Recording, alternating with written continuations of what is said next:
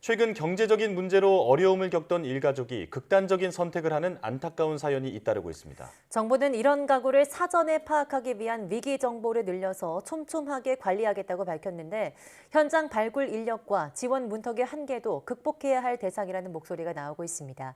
임성재 기자입니다. 지난달 23일 서울 서대문구에 있는 다세대 주택에서 60대 어머니와 30대 딸이 숨진 채 발견됐습니다.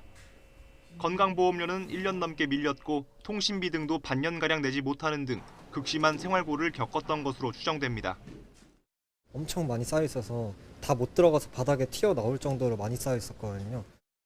때문에 숨진 모녀는 정부가 매년 파악하는 복지 사각지대 발굴 대상자로 분류됐습니다. 하지만 등록된 거주지와 실제 거주지가 달랐던 탓에 지자체 등의 도움은 받지 못했습니다. 바로 이틀 뒤 이번엔 인천 서구에서 경제적 어려움에 시달려온 것으로 보이는 40대 부부와 10대 형제의 안타까운 소식이 이어졌습니다. 두 비극을 전후로 정부는 복지 사각지대에서 불행이 반복되는 걸 막겠다며 시스템을 개선하겠다고 약속하기도 했습니다.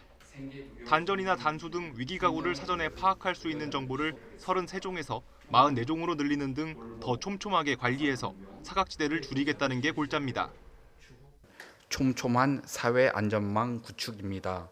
우선 위기 가구를 정확히 선정하고 선정된 가구에 대해 필요한 복지 서비스를 신속하고 두텁게 지원하며 하지만 전담 인력 확충이 전제되지 않으면 미봉책에 불과하다는 비판이 나옵니다.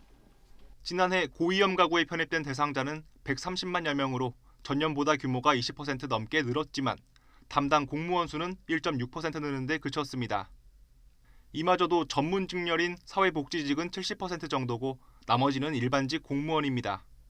서비스를 연계하고 지원할 수 있는 사회복지 분야의 공무원이나 아니면 사회복지 전문 인력들이 부족한 상황에서는 위기 가구들을 발견하고 지원하는 데는 한계가 있을 수밖에 없습니다. 또 복지 사각지대에 있다 올해 들어 7월까지 52만 3천여 명이 새로 정부의 레이더망에 들어오긴 했지만 이 가운데 기초생활 보장 등 안정적인 공적 지원을 받게 된 비율은 2.9%에 불과한 것으로 나타났습니다.